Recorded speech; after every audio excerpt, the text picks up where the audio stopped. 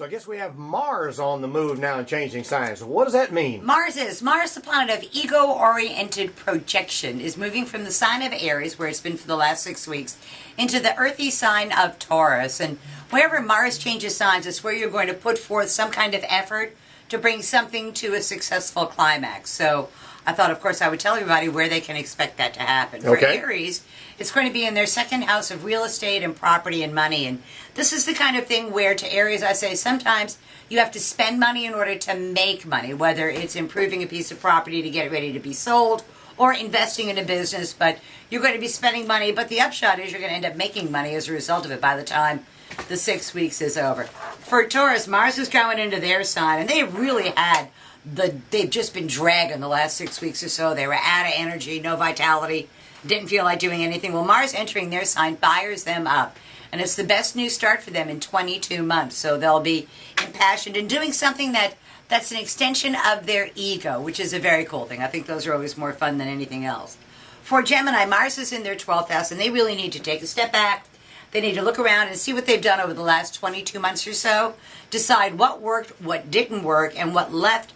What is gone, leave it gone. Don't pick it out of the trash and bring it back, because it's gone for a really good reason. For Cancers, it's in the 11th house of hopes, wishes, goals, and objectives. And Cancers are going to rely on their well-placed colleagues, professional colleagues and personal colleagues, to help them reach a goal. So it's going to be the Cancers' idea to get the group to work to bring the Cancer what it is that they want or need, under the guise of, ooh, I'm helping you out, but they're really helping the Cancer out. For Leos, it's in their 10th house of career and public standing, and this is Taurus is very, very stubborn and fixed. Leo, very, very stubborn and fixed, and sometimes that can end up with two worlds colliding. So the Leo has to be careful not to irritate the powers that be.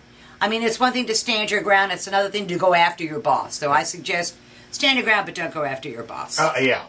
Because there's no future in that. No. For Virgos, it's in the 9th house of important matters at a distance. Legal matters, educational matters, contracts, litigation, all of that moves off dead center for the Virgo.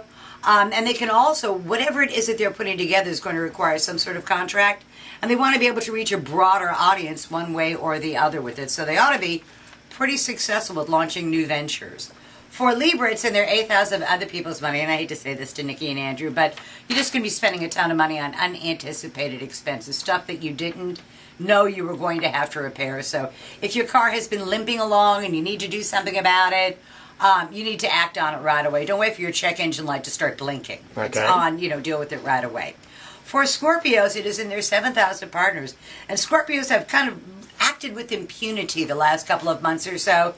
Things have really been going their way, and now with Mars opposing their sign, people are going to go, wait a minute, I want to hear what your proposal is, and I want to make sure that it's valid, that you can't just bully your way through something as a Scorpio. And to all Scorpios with partners, I say the best thing you could say is yes, sir, and no, sir, because they are not going to back down in any sense of the word.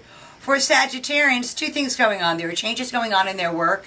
Not in where they work, but the structure inside of work is going to be changing, and Sagittarians are pretty mutable. They need to go along with it. And then the second thing is there's some sort of health issues that Sagittarians, the procrastinators of the zodiac, have been putting off. And I'm going to tell you, go ahead and get it straight, because it's not really as bad as you're afraid that it is.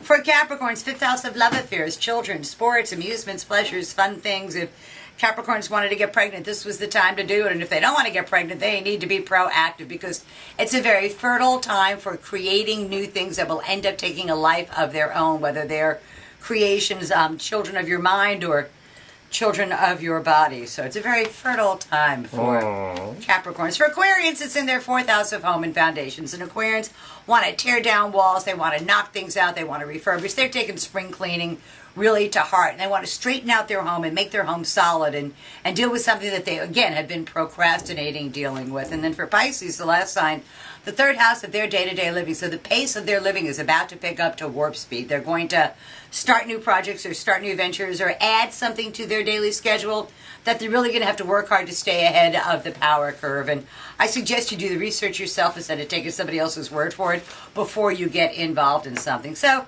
that's tomorrow's news today for the 12 signs of the zodiac, with Mars, the planet of grief and aggravation and ego-oriented projection, entering Taurus tomorrow.